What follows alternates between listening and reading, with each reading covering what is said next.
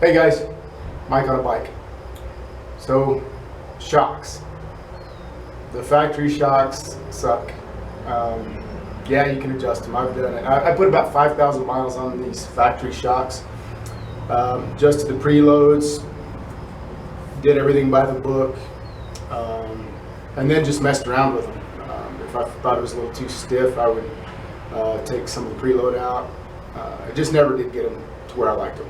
So it's one of the upgrades that I've been wanting to do to this bike from the time I first bought it, was to upgrade the shocks, and for whatever reason, it's been one of the last things I've done.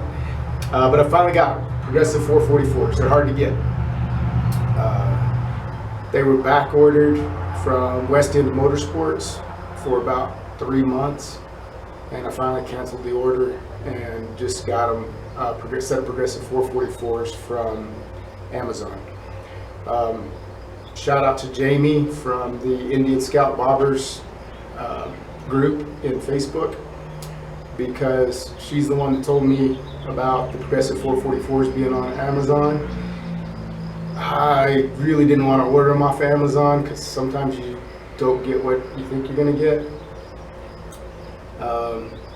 So kind of the same thing on these. I couldn't find the Indian Scout Bobber specific Progressive 444. So I asked Jamie what she put on there. She told me, she gave me a part number. I went ahead and ordered them. I canceled my order through West End Motorsports once they came in. I got them here in like 2 or 3 days, just like with anything else with Amazon. Came in the right box, Progressive. It was a real deal. They're Progressive shocks.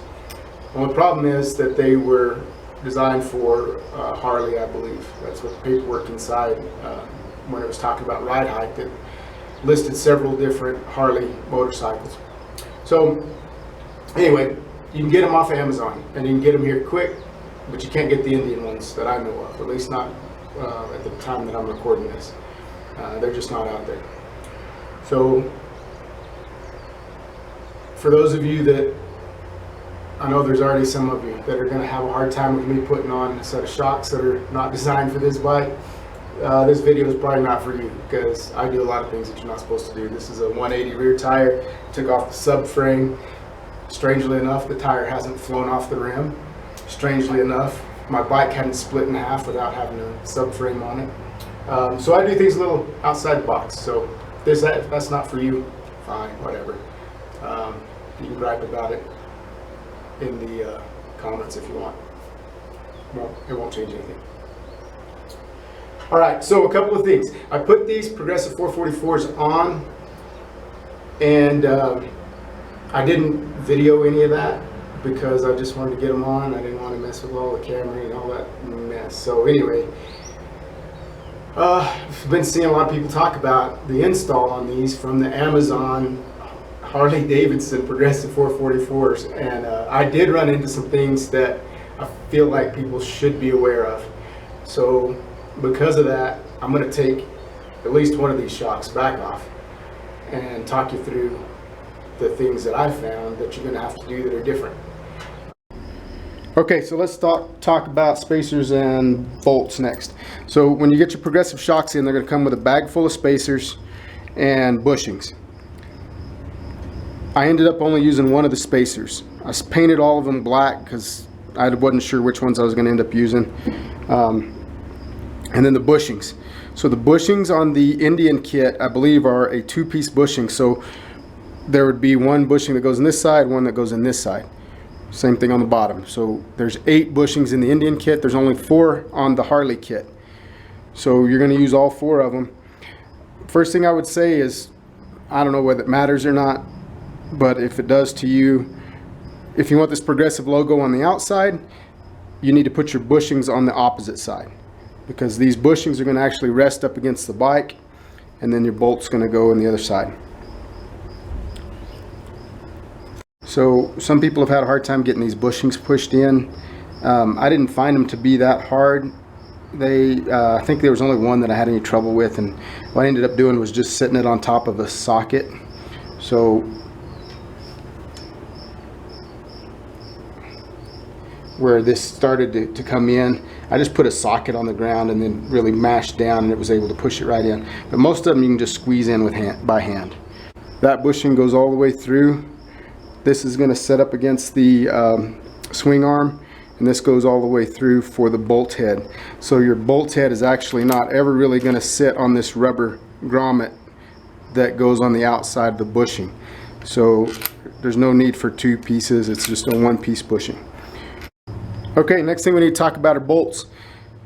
So the factory bolts are what you're going to use to go back with. From the factory, you had a long bolt in the top. Move this up here.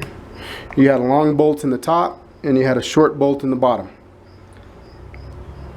That's not going to work on these progressive shocks unless you use spacers. For whatever reason, I just didn't want to use spacers. I didn't want to space the shocks way out away from the bike. I just wanted to use as few spacers as possible. So if you'll notice on these shocks, this is a lot thicker here than it is here. Because of that, if you use the long bolt to go back in the top, that bolt's going to bottom out before it gets tight. So, man, I can't stress this enough. If you're not going to use spacers and you go back in this top with the long bolt before it gets tight, it's almost tight. You'll think it's there. If you try to tighten that up, it's bottoming out. You're going to break something. So what I did is I took the short bolt from the bottom of the shock, put it in the top, and I took the other short bolt from the other side and put it in the this is just on the left side. On the left side, you're going to need a short bolt. Okay? Stay with me here. On the other side, you're going to use both long bolts.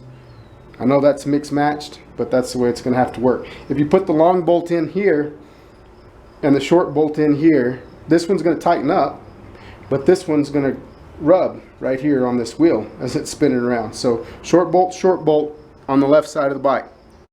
So over on the right side of the bike, for whatever reason, if you use the long bolt, it doesn't bottom out. I don't know why, but it doesn't on the right side of the bike, but it does on the left side of the bike. So long bolt on the top, long bolt on the bottom. Because it's the longer bolt, it's going to stick through on the other side of the swing arm a little bit, but it doesn't interfere with the disc. It doesn't hit anything. You could space this out if you wanted to, if that bothers you, but there's plenty of spacers in the kit for that.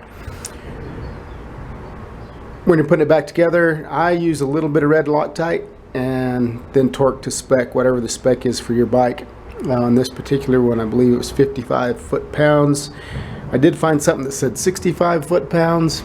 If anybody knows for sure, let me know, but I torqued these to 55. Okay, so that's it for the install. So a couple things about the shocks. I ordered the 11.5 inch and I ordered the standard duty. I weigh about 155 pounds. I would say that if you're much bigger than I am, probably get the heavy duty. The ride height is lower than the factory, noticeably lower, and I'm still trying to dial in the actual preload. So I don't have the luxury of having somebody measure bolt to bolt on the shocks to set that length. I believe the factory, the recommendation from Progressive is 10 3/4 inches on these shocks on a Harley. So this is not on a Harley. I don't know exactly what that length should be, so I'm just playing with it till I find what rides best. It does sit lower right now, a little bit. And I've also noticed that the ride is softer quite a bit where I have it set right now. I've been slowly stiffening that up a little bit. One of the things I've noticed, I've got a little ramp that comes up here into my shipping container where I store this thing.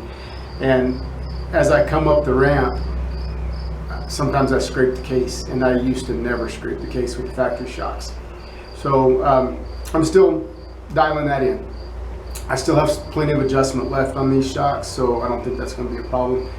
But I don't know what that ideal setting is going to be for you. I would say maybe start at that 10 3/4 inches that's recommended and go from there, but I just don't know.